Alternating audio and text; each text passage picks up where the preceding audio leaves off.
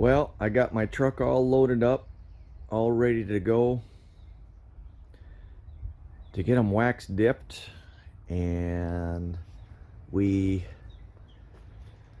hit a rain delay today, and we're not going to be able to get them dipped. There is absolutely nothing worse than rain on a weekend when you work all week and it's all you have time for is the weekends to get stuff done in the spring, and everything gets pushed off. But Mother Nature is a fickle bitch. So I'm gonna have to pull all my boxes and lids and bottoms out of the truck at some point today and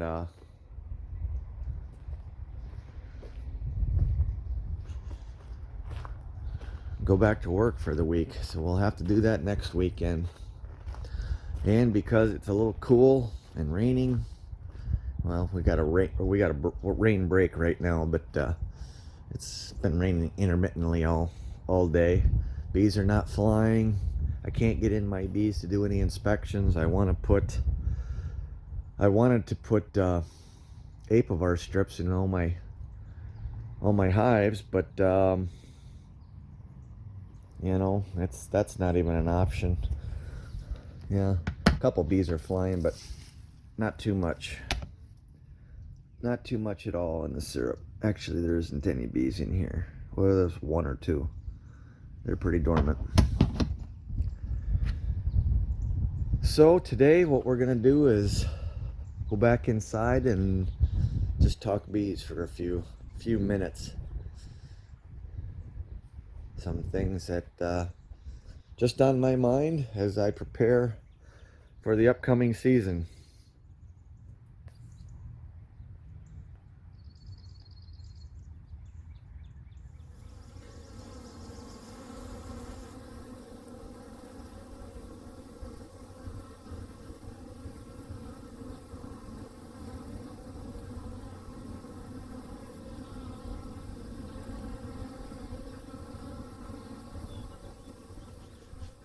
Kind of a miserable and rainy day today. Cold, rain, not a lot of bee activity going on.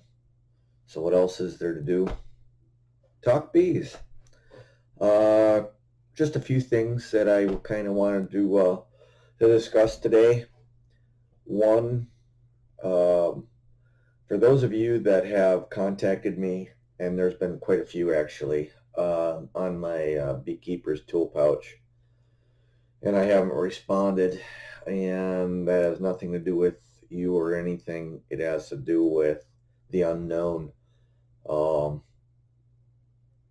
whatever reason, and I'm not sure why, I'm having a devil of a time trying to get materials delivered. They have been out of stock for well over a month, and when they did have material, they had enough for like one, and then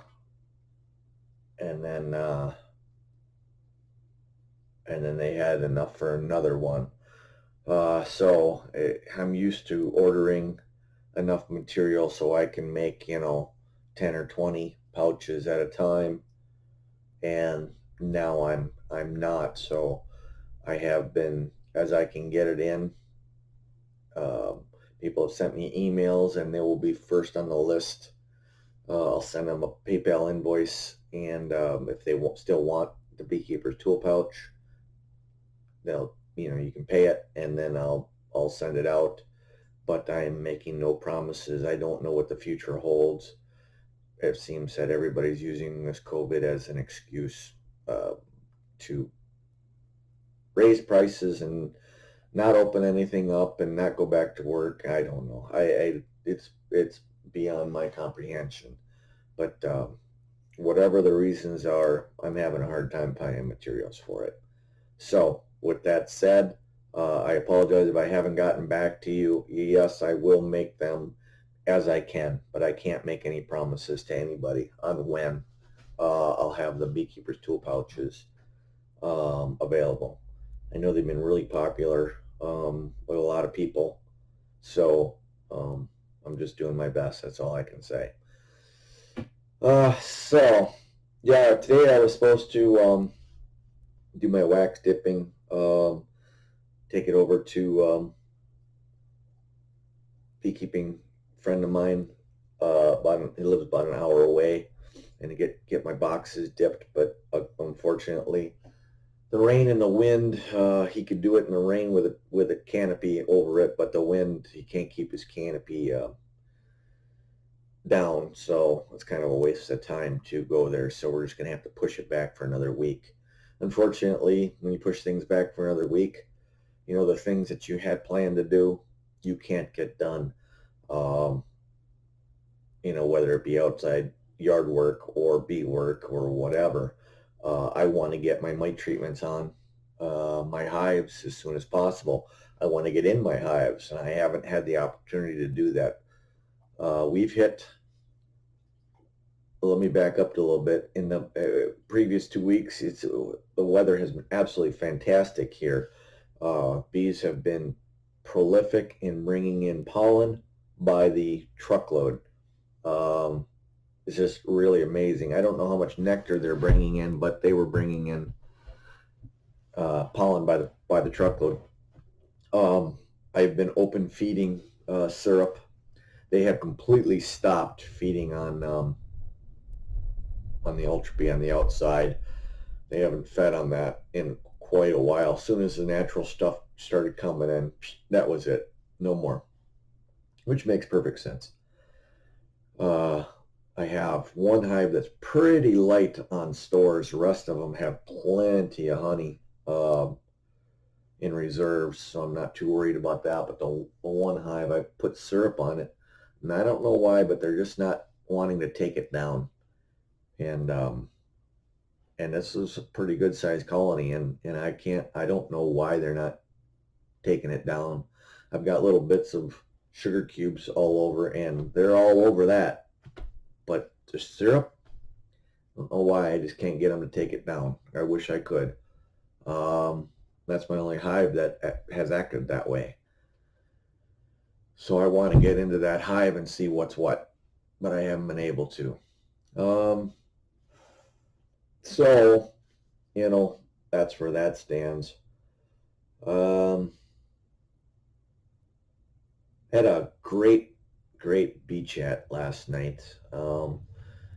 I don't know, we had a half a dozen guys on the upper Midwest beekeeping chat, just talking about how their winters went, queen rearing and things, wintering techniques, discussion, disagreement. Um, it's always good. Good discussion is always good. It's not always, no, we're not always going to agree on the way to do things. Um, Unfortunately, I had it set up to record the session because we're using the Facebook Messenger uh, group chat or whatever the heck it is for it, and which is kind of new to me. And I know last time when I recorded it, everybody on YouTube said that although everybody else's voice was very, very normal, mine was very light and they had a hard time hearing me. Um, and this time I set it up. I thought I tested everything right, and you can hear everybody completely normal.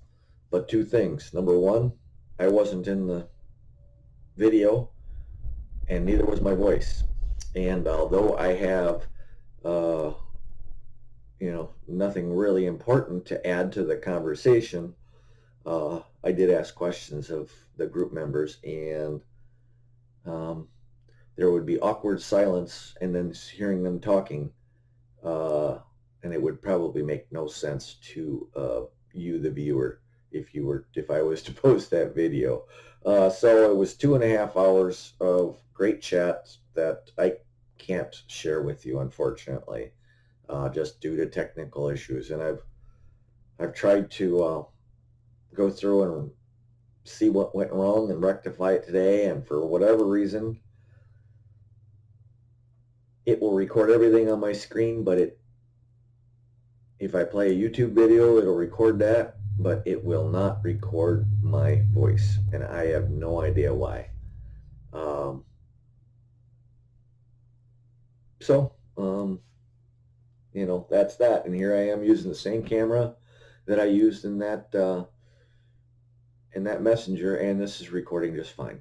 So, I don't have answers. I'm pretty technically savvy, but some things are just a little bit out of my wheelhouse as far as that's concerned. So again, like I said, I apologize to the guys in the chat that I wasn't able to publish that, and to all of you that do like to watch those chats. Some people have gotten a kick out of it. One of the couple of the things that we talked a little bit about, and my last few videos over the winter, I've talked a bit about my wintering without upper ventilation. I've talked about, well, let's back up. I've talked about no upper ventilation and how I went through winter with that. And, my results after coming out of winter were like startling to me. My hives came out stronger in this spring than they ever have. More vibrant colonies. Now I did lose some colonies, but I had 1, 2, 3, 4 colonies that were late fall splits, as you want to call it. They were hives that swarmed, or a hive that swarmed, that I took all the swarm cells and I split it out, and those 4 queens didn't start laying until, let's see, I think they swarmed somewhere around the 14th of August, somewhere around there. They didn't start laying till the 12th of September, and not one of them survived. Way too late for them to build those winter bees. Yes, I gave them a shook swarm boost of bees to bring in resources. Well, they didn't starve out. They just didn't build up the winter bees to survive the winter, and that was the failing for those hives. Not one of them made it. So those 4 hives didn't make it. I also lost a couple to starvation this year. Right during that, we had a 20 day stretch of minus 10 to 20 below weather in February, and the clusters were just, some of them were just, they just couldn't move over even just a little bit to go access honey, and they actually starved in place. That probably was an insulation issue for me. And then other hives, I had one hive that was, well, 2 hives that were just gigantic. They were nukes, 5/5. They had probably 8 frames of bees, and they used every drop of honey in the hive. And me leaving in the fall for 2 months had a lot to do with that. I didn't get them enough, and I didn't weigh my hives. I didn't get them enough sucrose built up on them before winter started. So that was on me. But all of my queens that I reared myself last year survived winter and are coming in. Fresh queens. All of my New River honeybee queens from 2019 did not make the winter. Even though they've made 2 other winters, they petered out right around that time of that cold spell. I don't think the queens had it anymore to build up strong numbers. So, but the hives that I did have, my God, they were the biggest I've ever, the largest and strongest I've ever had. Now I put brood minders on a couple of my colonies this year, and I found some startling results. Like I said, I had no upper entrance whatsoever. I was trying to see what the humidity levels was like, and I was expecting it to be quite high, given that I, didn't use any upper vents. And what I found was that really wasn't the case. Uh, they maintained a decent humidity level commensurate with what the humidity was on the outside. Not too much above that or under it for that matter. Um, that upper venting, honestly, we have such dry winters here, and that sounds counterintuitive, seeing that how much snow we get, but we do have low humidity in the wintertime. Um, I think the upper venting actually gets rid of too much moisture in the hive, and that humidity is needed by the bees to help them survive the winter and do early spring buildup. And that's why my hives are bigger this year than they were. A couple of the things that I've been learning as I've been talking to other beekeepers from across the world now, um, and and a couple of the scientists have reached out to me too that I have quoted in my previous videos. Um, People in the UK are perplexed by Americans uh, using upper venting for wintering bees. They don't do it, and they never have, and they are curious as to why or how this became a thing in the United States.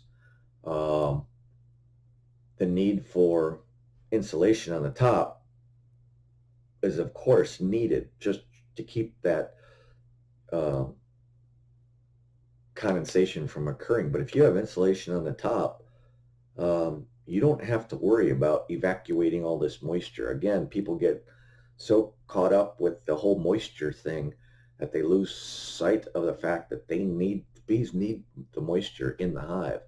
They need the humidity. Um, if you set it up right, um, you know, you won't form condensation directly over the cluster, but you will set it up. It will condensate on the sides of the hive, and it will slowly drip down and come down your board in the middle of winter. You'll see that. But that doesn't hurt the bees whatsoever. That's a good thing for the bees. As long as it doesn't rain on top of them, you're golden. The second thing that people don't see, and I've talked about this in my previous video, and a couple of these science guys have talked to me about this, is that actually even Ian Stepler has talked about this, is that CO2 envelope that the bees create inside the hive. And what that CO2 does is, the bees form their cluster, it's cold out, they shiver their muscles, they take in oxygen, they expel as carbon dioxide. Well, this carbon dioxide, the levels can increase almost up to 200% within this hive. If you have an upper vent, you don't have that. But what that does is a couple of things. Number one, it helps the cluster maintain that humidity within the hive. Number one. Number two, it completely slows down their metabolism within their bodies, so they're not that active, and they don't consume anywhere near as much energy in the wintertime. And if you ever watched Ian's video this spring, he weighed his hives before and after, and he found that on average his hives were using 5 pounds of honey per month. So while he's got them up to 80 pounds of honey in his hives, 80 to 85 pounds of honey, sugar syrup, in the fall, over 5 months they've consumed 25 to 30 pounds of syrup, leaving them with twice that for their spring buildup, which is just absolutely phenomenal. And you see the size of those clusters that he has. that they only use 5 pounds of honey per month. I find that, very telling. But as I've been researching it, people have written about this. There's a article in Bee Culture magazine by Bill Hesbach, and he talks about the CO2 envelope as well, as that's an important aspect to um, the bees conserving their energy, conserving their stores over the winter months. And we get so wrapped up in trying to exhaust this moisture that we're not paying attention, because honestly, you can't see CO2, so how would you really know? But it's actually occurring inside that hive. Again, it's toxic to humans to probably breathe in that, but not to bees. They do that by design. It's a coping mechanism. Now, will bees survive with an upper entrance? Sure. Uh, they bees are very adaptable. Would they prefer no upper entrance? I think they would. Uh, I think it would help them in a nutshell uh, to survive very, very healthy throughout the winter. So it's just something that to give a little bit of thought to next winter when you're doing this. Again, I was talking with a couple of international guys, another guy up in the Yukon, and there's actually a fella right here in Wisconsin, and he's been very successful. And when somebody is very successful with their colonies, with when I'm talking about 100% success rate getting through winter, it's time to stand up and pay attention to something like that. And he's not doing anything special, not a whole lot different than what I'm doing. The biggest thing is getting them up to weight before the winter starts, and he wraps them well in insulation. That's another key issue. Um, you don't need 2 inches of insulation all the way around. Bees lose about 25% of the heat out the side of the hive. They lose 75% out the top.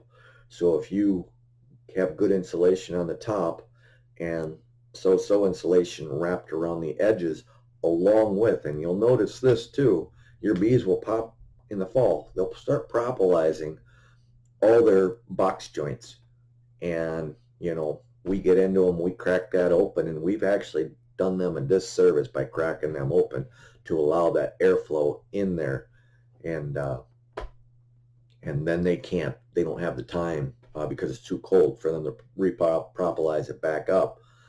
So wrapping those hives to keep that wind from going through those cracks is kind of important to take care of that. So that next year, you can wrap in any kind of insulation you want. I mean, there's, plastic bags with insulation in it that get wrapped around a hive. You can use foam board insulation and tape the seams and wrap your hives in that.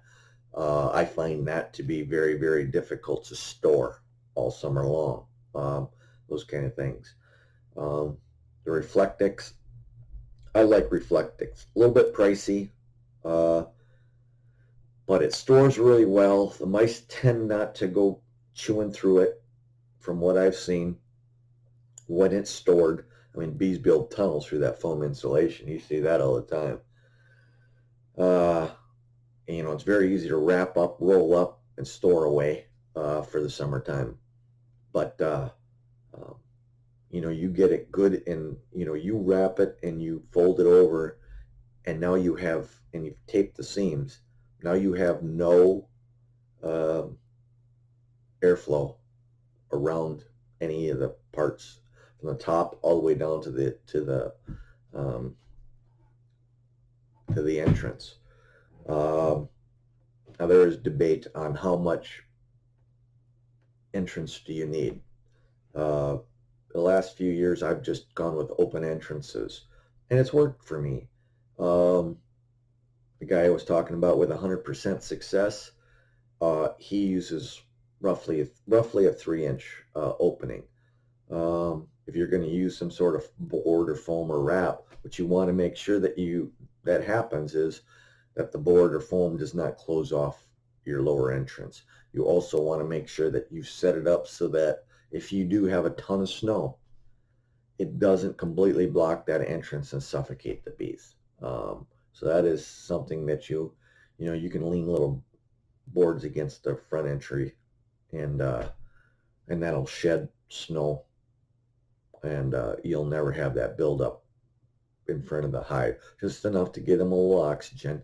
Windbreak is also a good thing to have, if you got that. But the one guy I was talking about, he doesn't have a windbreak. They're all his bees are all out in the open, and he does pretty good. Many ways to keep bees for sure. Um,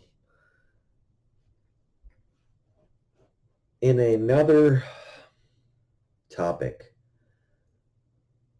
that's been bugging me just a little bit, it's not, I guess, bugging might sound like a bad word.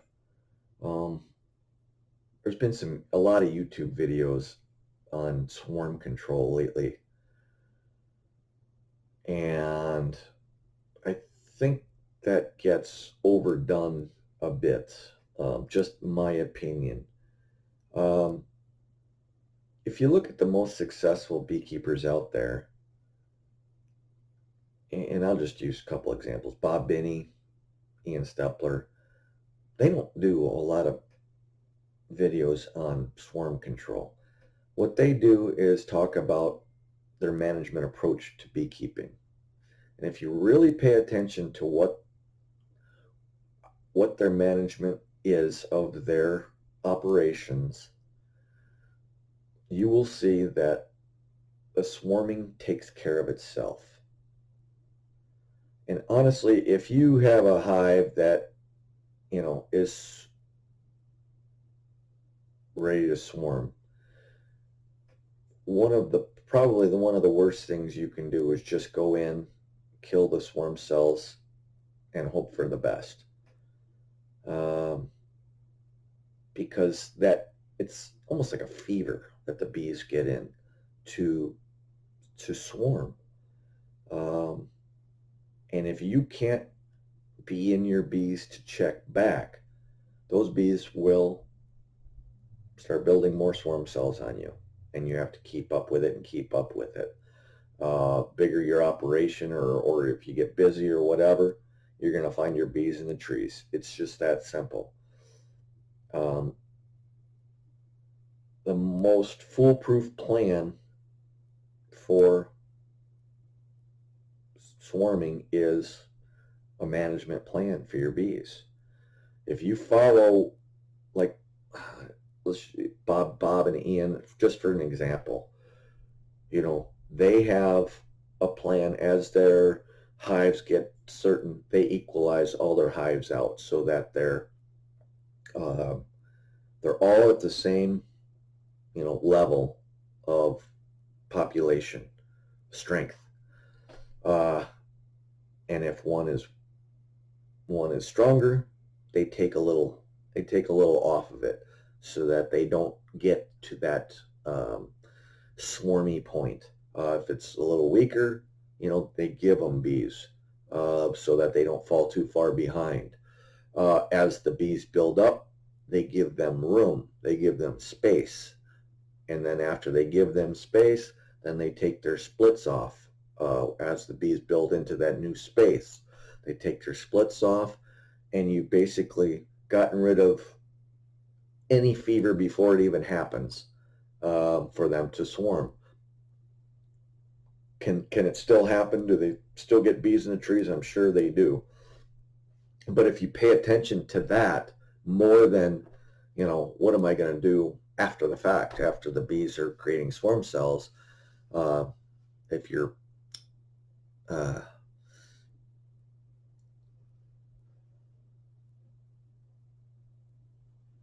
less reactionary and more proactive instead of reactive, you're going to be better off in your bees. I don't have a big problem with swarmy bees in the springtime. For whatever reason, never have had a problem. When my bees get to a certain level of strength, I either, I give them room up to the point where I'm looking at my calendar and I know kind of when my honey flow is starting. I want to get them to strength, like just like those guys preach, so that 2 weeks into the honey flow they peak out. That's what I'm shooting for. Everybody's honey flow is different, so you kind of got to look at your own calendar as to how that is. So if you're more proactive rather than reactive, you really don't have to worry about uh, all this what to do when your bees swarm. You won't get to that point. Um, and like I said, if pulling queen cells out and keeping the queen in is probably one of the worst pieces of advice you're going to get. If your hive looks like it's ready to swarm, it's got the queen cells in it, and you're right there. The best thing to do, you got two choices, in my opinion. Number one, grab the queen on a frame with some brood, put it in a nuke box in another location. Nurse bees will stay with the brood and the queen and give her 4 new frames to lay in. All that swarming instinct will be gone when they move. They will feel like they swarmed.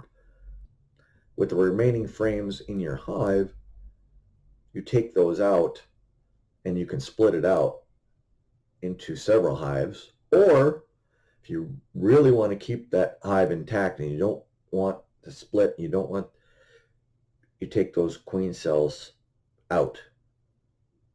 Shake all the bees off, check for all for queen cells. They're not going to swarm without a queen, but they'll still want to develop a new queen, obviously. So you go in, you can take out all the queen cells, shake all the bees, make sure you get every single one of them, put them back in. Those bees will continue. In 3 or 4 days, go back in, check for more queen cells, because they will try to, whatever eggs were left over, they will try to create more queen cells out of those, because now they're queenless. After you've taken those queen cells out, bees will settle down. They can't swarm without a queen, so they won't swarm. You'll get that fever away from them.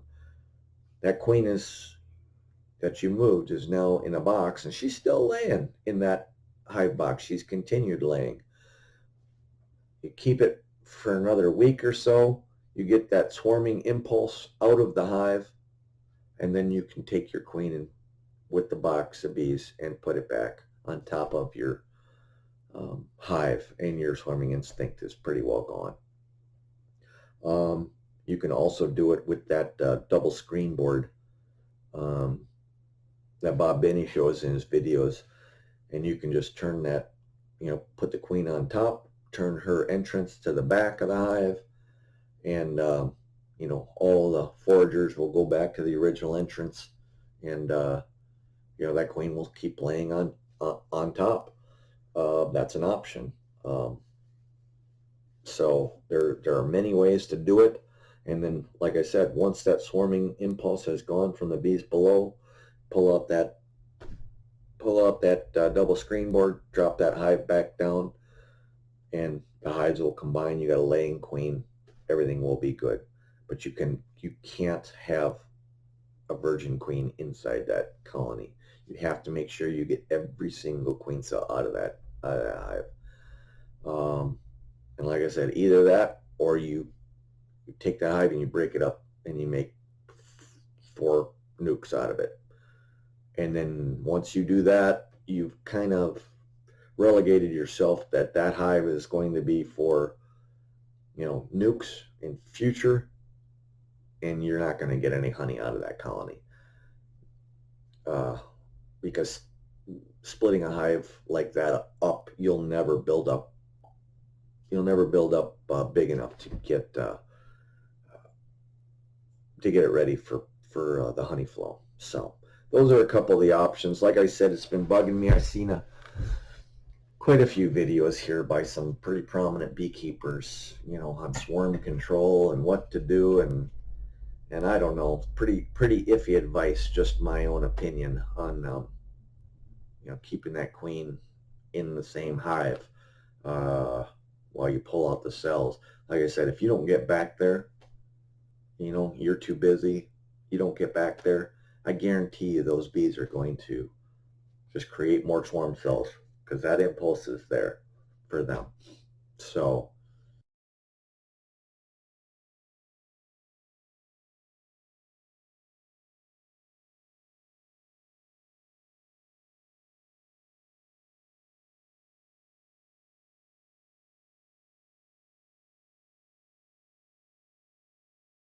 yesterday I took the time, went out to the farm apiaries. I call that apiaries now because I got two of them. One's just starting, and one has hives on it. Just did some minor work on it. Got my electronics working on the one. Added some handles so it's really easy to unhook my fence, electric fence. I put up some T-posts for the new apiary. Um, just makes me able to tighten the the fencing down a little tighter rather than those fiberglass stakes. Just some minor things, but one of the things I did, and that I usually do when I go out there, is just wanted to check in with the farmer, see how he's doing, how his winter went, and let him know I'm still alive, still around. Just being friendly. They're real good people, and it was a good thing I did. I had told you before I have plans um, for raising queens this year, and one of the plans was to use the T-posts and his fence line to put my mini mating nukes all along. And he was hauling manure, I don't know, out to fields and whatnot. But he says, "Hey Kevin, how you doing?" He says, "I wanted to ask you." He says, "Do you have your electronics on yet?" And I thought he was talking about the new apiary, and I said, "Well, no, not yet on there." And on Brian's property, he's like, "No, no." He goes down in the hollow, and I said, "Yeah." I says, "I got the electronics." He's like, "Okay, good." He goes, "I'm thinking about putting my cattle out there this spring for probably the month of May as a pasture." He goes, "That field's not producing him good hay anymore, so he's going to put them on there to pasture, and then after they're done, probably in June, he'll move them off to their other pasture land, and then he'll till it under and plant corn." And that put all my uh, plans for putting mini mating nukes along his fence line right out the window, because um, those cattle will absolutely destroy those fiber or those styrofoam mini mating nukes on top of those posts. Not to mention that the posts are now probably going to be electrified, and I can't be having my mini mating nukes hanging off of electric fence. So it was a good thing that I did talk to him. So I got to go to Plan B, and Plan B is going to be just buying my own T-post stakes and finding a spot where he'll allow me to put T-posts along, and put all my mating nukes up in that area, away from his cattle. So, um, you know, the best laid plans, as they say, but it was a good thing I did check in with my farmer. Uh, like I said, I can make all the plans I want, but I am on somebody else's property, and they have plans of their own too. So I'm glad that we have good communication, and now I have time to make plans, alternate plans for my queen rearing. Still don't know exactly where I'm where I'm gonna put them.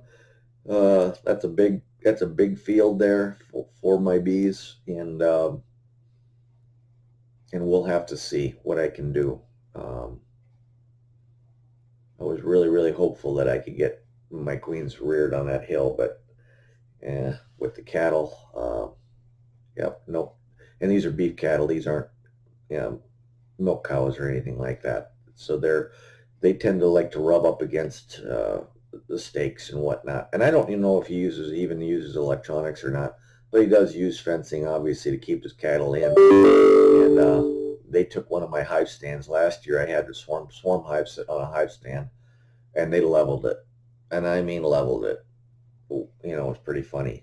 But yeah, my hive stand was in pieces on the ground.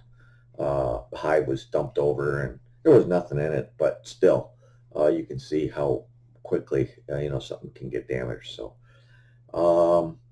there's some fields around there. I can actually set my queens along the field where my second nuke um, apiary is. I kind of wanted my queens to have to travel a little bit to a DCA because they don't like to mate like right around them, and those are going to be my drones that I want to use to mate my queens. But sometimes things just aren't going to work out the way we had planned. So on to Plan B. That's kind of all I wanted to talk about today. Um, check out that wintering or rethink how you winter hives. And pretty much I'm talking about us up here in the north. Down south, I don't think, you guys you don't have the winters that we have. You don't have the length of slumber that the bees need. So you build up, those bees can be active. They get cleansing flights during your cold streaks down there. I don't think it's important not to have an upper entrance as it is up here. Look into it for yourself. Don't just take my word for it. There's a lot of good research on that. And like I said, talk to a lot of beekeepers from across the world, and you'll see that in the colder climates across the world, they shake their head and wonder what the heck we're doing with all these upper vents in these cold climates. So take care. Till next time, happy beekeeping. And remember, all beekeeping is local.